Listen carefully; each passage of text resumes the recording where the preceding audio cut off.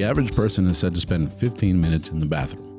Why not take advantage of that time and learn something new?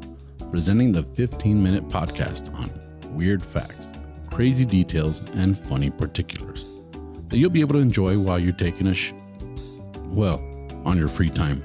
Welcome to The Shit with Sam Butler. Welcome to another episode of The Shit Podcast. I have a very special guest. You guys have seen him here before. Welcome back, my friend Jorge Rodallegas. How you doing? Sam, how are you? Good. I don't know. In English, I want to call you George. You know, you can call me whatever you want. Oh, That's fine. I'm George. I'm Jorge.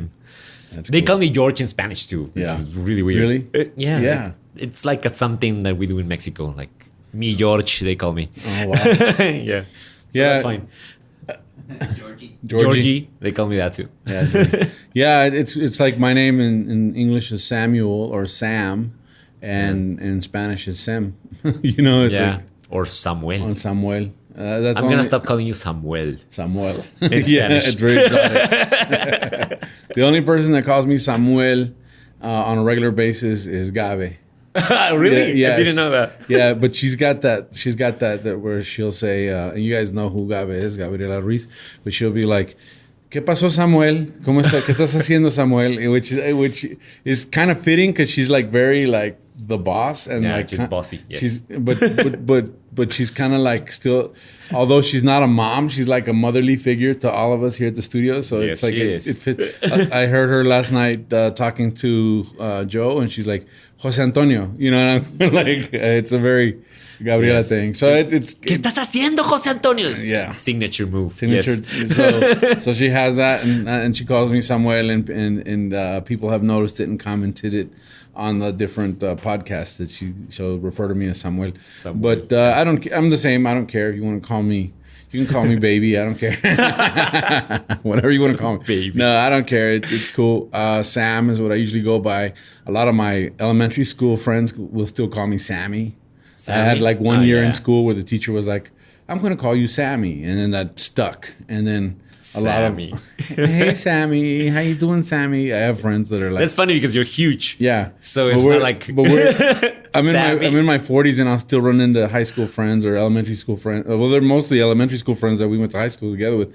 They'll be like, hey, Sammy, what's going on? You know, it's weird, but it's. Yeah, it is. But I know it's because they know me that way. No, but that happens with family too. But my aunts still call me Jorgito, no matter what age I am now. So it's cool. But, you know, I have a very interesting... I came across this article and then I started researching it and I was like, whoa. And I know that, I mean, you work in education, so I figured this would be something that a lot of us don't... I didn't know anything about this. And when I read it, I said, that's incredible. You know, and so I want to talk about a specific person. Her name was Sarah Rector. Sarah Rector. Okay. Sarah Rector was born in 1902. Okay. And around 1911, 1913 is when her life changed dramatically. But this was a person that was born a slave, right? But a little bit about her and her family is that they were slaves. But they were slaves to the Creek tribe in Oklahoma, right? Okay, so they were slaves to Native Americans. They were slaves to Native Americans. I did not know they were... Because one would think that Native Americans were slaves too. That's right. But no. And you know, they own slaves. Yeah, I started researching it. And there was a lot of different... I mean, this story is like very elaborate. But the thing is that I started researching that because that was the thing that caught my eye. I was like, what? Native Americans had slaves? And they did. And for a couple of reasons. Okay. One of the first, they've always had slaves. But their main objective with having slaves was to replace the people they lost in battle.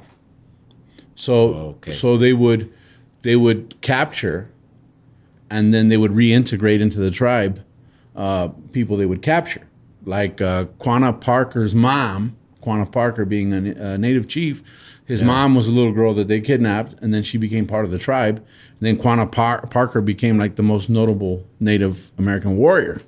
Okay, right? so you could be free after a few Yes, years? you could be free. They would set you free if you married if you married someone from the tribe, you were free. But that was their main purpose. But then white European settlers show up, and they have the slave trade. Now this is where everything changes. They had the 5 tribes, which was like the most civilized tribes, the 5 tribes, and a part of those tribes were like the Creek tribe and so on and so forth. And these tribesmen, some of them would try to befriend the Europeans by becoming European themselves, like in their traditions as part of colonialism. So look at me, I own slaves too, just like you. Exactly. Like so you. they would wear the clothes, they would try and assimilate European culture so that there could be seen as equal. Seen as equal. Okay. The Europeans tried to enslave natives. It was harder than it seemed because the natives could escape and they knew the land. Exactly. And they could evade capture. So it was one of those things, but there were actually, and I didn't write the detail or the specific battle, but there was an occasion where Native American slaves rose up and defeated militarily their captors. Of course. So then the Europeans went like, whoa, let's rethink this. The natives aren't going to submit. They're not good enough, yes, for slaves. Since they couldn't get native slaves, they started bringing more slaves from Africa. Of course. Right? And so they started having an abundance of slaves, and some of the tribes picked up slavery as a way of making money. And this was obvious because, if you look at how many bales of cotton they were producing before they started having slaves, I think it was like 3,000 a year. And then when they had slaves, they went to like 150,000 bales of cotton a year. This is crazy because we don't think about it, right? Think about that. Yeah, but they did it, and nobody talks about the participation of Native Americans in slavery. That's right, and that's one of those things that it's like, whoa, that's like the first thing that blew my mind. Yes, right. It's mind blowing, and it's not even the topic. Let me tell you just one more thing that blew my mind. You said she was born in 1902. 1902. And it's so crazy to think that 1902 feels so close. Yes. I know it's really far, it's more than 100 years, but it feels close. And slavery was still a thing. Yeah, let me clarify. Her grandparents were slaves. Yeah. And her parents were still young when slavery was abolished. She was not born a slave, her family was. She was born after the slaves had been freed. Okay. But she was in Oklahoma, the Jim Crow laws still applied. The segregation and everything. It was very tough to be a black citizen in the United States in the 1900s. So you weren't really free. Yeah, well, you weren't really. I mean, free. not even now. You can still argue that there's oppression and there's certain things happening. I mean, you see it. Yes. But what happens is because they were slaves to the tribe and the tribe was on a reservation. Yes, right. So the reservations have a different government than the U.S. government. And they own laws. But they also work with the government because it's like you have your own laws. So what happens when the 13th Amendment happens, the emancipation of the slaves, the Indians have to give these slaves that they are now freedmen, they have to give them tribal rights. So now they became part of the tribe. And since they're part of the tribe, they have a right to land. Okay. So now her family, her father, her mother, everybody, all her siblings get their own piece of land. As part of the agreement, because now they're freed men, but part of the tribe. Of course. So the story gets to where this girl gets a piece of land. And this was also oppressive because there was a federal tax on the land. So they still had to pay taxes on the land that they got, right? Like an annual tax. But I got nothing. Yeah, I got nothing. And it was like $30 a year, which was a lot of money for that time. You're probably looking at something like $1,000 a year in today's money. Okay. $30. Adjusting for inflation. Yeah, inflation. About $30 a year was the tax. And it got so oppressive that her dad tried to sell the land. But because it was a land grant from the U.S. government to the native tribe and the tribe to them, it was not sellable. Yeah, it was impossible. It was impossible. So they almost got it foreclosed on because they couldn't make the taxes. And the dad worked as a farmer on another farm to make enough money to kind of pay for stuff, but it got to where it was really oppressive. They gave her a piece of land that was like 20 miles outside of the town. Okay. And it was a piece of land that nobody liked. It had rocks. It was unfarmable. It was terrible. She got the worst land, and then she had to pay taxes on the worst land. On the worst possible land. That's terrible. Right? But this is where you go, yes, karma. Because the dad, in desperation to make the tax payments, leases it to Standard Oil. Okay. And Standard Oil at the time, you know, the Rockefellers, yes, they drill and they find an oil gusher there. Holy she becomes a millionaire overnight. Wow. Like a millionaire. They said that her very first payment was like $5. Like the very first day was like $5, which was like $130. And she looked at it and went, wow, she was an 11-year-old girl. Okay, right? For one day. But that was like the very first day. She got to where she was making, and I'm not going to look at the real numbers here, but it was something like $300 a day. So that's like getting $7,500 a day in today's money, $7,500 a day. Holy shit, that's right? a lot of money. And it was something like $3 million a year. In that time. That time. So she became the richest black person in America overnight. Wow. Right? She's making $3 million a year. They find an oil gusher. She's getting all this money. But yeah, I knew there was going to be a but. It's the South. Yeah. I mean, it's Oklahoma. It's still under Jim Crow laws, right? So she could not get all that money. They had a caretaker, a white person that would administer funds.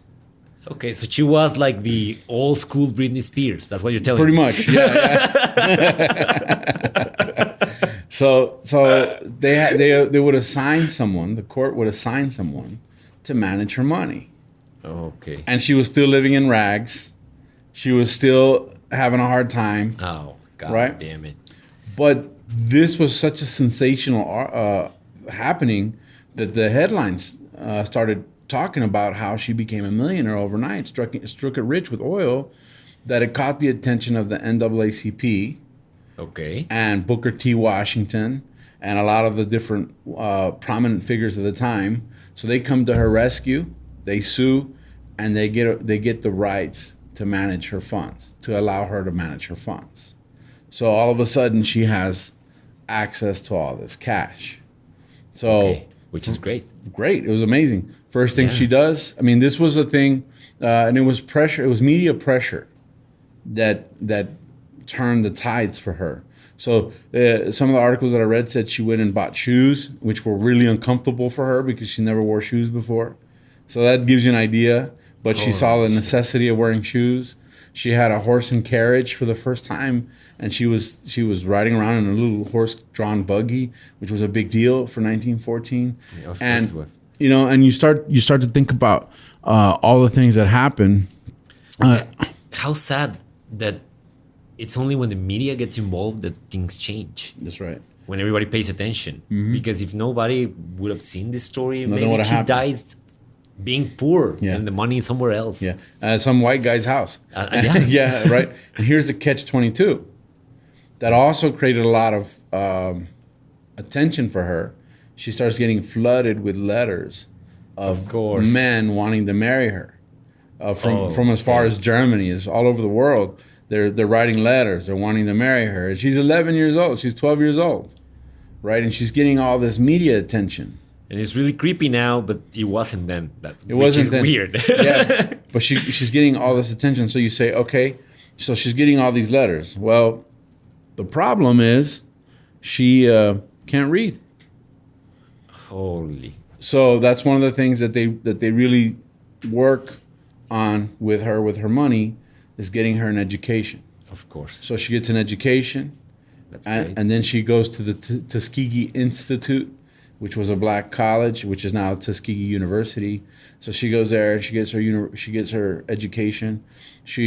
They started slowly, like the family started making money, so they slowly started fixing up their property and building nice hen houses, building nice things.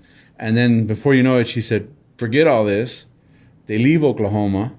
and they go settle in Kansas City, Missouri. Okay. She buys a mansion in Kansas City, Missouri. And it says that she was someone that enjoyed the wealth to the max. So she went and bought the most extravagant things that she could buy. Right? That's great. She bought a huge limousine. Because remember, her lot was 20 miles away from town. She when she went to elementary school and when she went to school to get her elementary school education, she was walking 2 miles each way. No shoes. To go to school. No, well, this was I think she had shoes, and then she got the buggy, and then now she was riding her buggy. But okay. But she realized how hard it was for people to go to school, so she buys the biggest, most extravagant limousine that she can buy. Okay. And she hires a chauffeur. And she has the chauffeur pick up kids and drive them to school every morning and drop off kids. So this guy was just driving kids to school every morning, of course, with her new limousine. And she became a legend. Yeah, she became a legend. She bought a big old mansion in Kansas City. She lived in the mansion. She eventually married at 18, had kids, but she used a lot of her wealth to help poor people. And she had no problem in it. She devoted a lot of, which is a really good example of what to do when you have that kind of money, right? Yes, it is. And I thought this was going to be a really, really sad story. No, this is a great story. It's a great story. It's a great story, and it started really badly. I thought you were going to go dark on me. Yeah, here. But it's like, I mean, there's still there. When she went to Tuskegee Institute, Booker T. Washington took up residency there. Okay. And he stayed there the whole time she was there, like a mentor, like to protect her. I mean, that's Booker amazing. T. Washington was the most prestigious civil rights activist of the time, you know. So he's there. He's like, we're gonna make sure she's good, you know. That's amazing. And this was like something that was very good for the black community. It was like, of course, and I assume she helped them a lot too. She helped everybody. Well, I mean that's the thing, is that she was very, very extravagant with her fortune, and she used it to help people. Now the shit part of this whole thing, the thing that I went, when she was in Oklahoma and became the richest, she became the richest black person alive. Mm-hmm. The Oklahoma Supreme Court decided that they would grant her citizenship as a white person, because the fact that she was black and rich scared white people. Of course. Right? So, but it's been the same ever since, right? I mean, with enough money, you become white. You become white. And that's exactly what they did. But they actually did something to declare her white. You know? Holy shit. So there was like a legal document declaring her white, to declare her white. Oh my! So that she could enjoy all the freedoms of a white person. Because she was so wealthy. She was super wealthy for the time, and she was so wealthy that it scared people. They said, and she was kind of light skinned. I saw some pictures, so she had a lot of African American features, but they're like, it can't be. There can't be a Native American black person that's richer than everybody. Of course, because that's the way of controlling her too. Because it's one of us. Yeah. By making you one of us, you will never go against us because you're one of us. Holy shit, that's racism to the max. Right. And that's exactly the point, is that it shows how far racism, to what extreme racism would go. To the fact that it's impossible for you to be black and successful, so you must be white. Not only must you be white, we're going to legally declare you white. Yeah. Right. Everything that I fear about you is gone because you have money now. You have money now. Let's make you white. So let's make you white, because it's not good for our PR for you to be black. I mean, what are you gonna do next? It starts inspiring other black people to become rich? No. We can have that. So you're white now. You're white now. Terrible shit. Oh my God.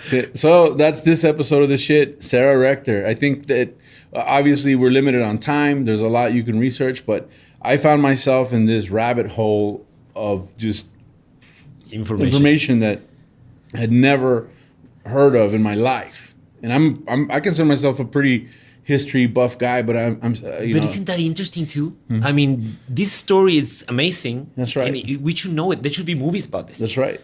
But it's not there. It's suppressed. Of course, because black history is not where it should be.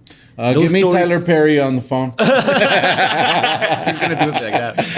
Let's make this. Let's make this show. Pitch it. Let's pitch it. No, seriously, Yeah. that's the problem with this thing, and that's why racism is what it is today. That's right. Nobody's telling these stories. Nobody's telling the story. Well, we are. Now we are. Now we are, and this is the kind of stuff I love because it also it's like you said, it's such a conflict because we have a narrative about Native Americans, and I know a lot of Native Americans. I have shows in casinos all the time, and they're great people, and of course I don't attribute that to them, but to what this is part of the history of America.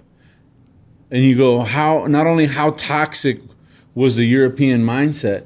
Oh, one of the things, they would get mad at the tribes because they weren't mean enough to their slaves, right? Right. So they would volunteer. They would volunteer to have white men go run their plantations for them so that they can put things in order. You know, so Of course. you look at this and you see how toxic and how contagious that is, that mindset, and that's something that we have to be aware of on our daily things. Are we being influenced by people? Sadly, hatred spreads faster than love, dude. Yeah.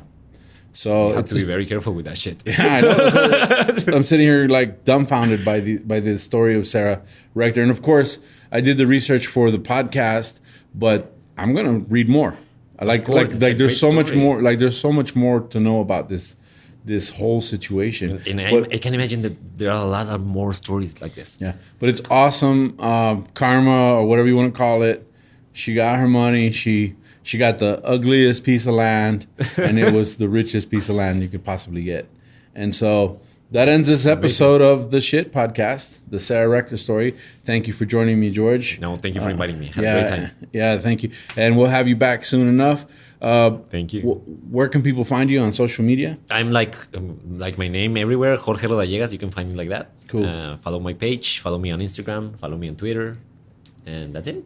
Cool. And there's a international Theater festival coming to Juarez. And Yeah, the name is Sexto Festival de Teatro Sin Fronteras. It's in Telón de Arena here in Juarez. And we have plays all year long. You can follow that page too, Telón de Arena. Nice. It's in Spanish, everything. But yeah. But that's cool. Yeah, a lot of our audience is actually a Spanish-speaking audience that likes to listen to the podcast in English. So No? Okay, that's great. So we appreciate you guys following us, and we leave your comments, your likes. Let us know how we're doing. You can find me as Tu Amigo Sam on YouTube and my social media pages. And you can find the podcast as Ta Cagado Podcast on Spotify and different platforms for podcasts. But that wraps us up. Thanks again. You guys have a good weekend. Don't forget to flush.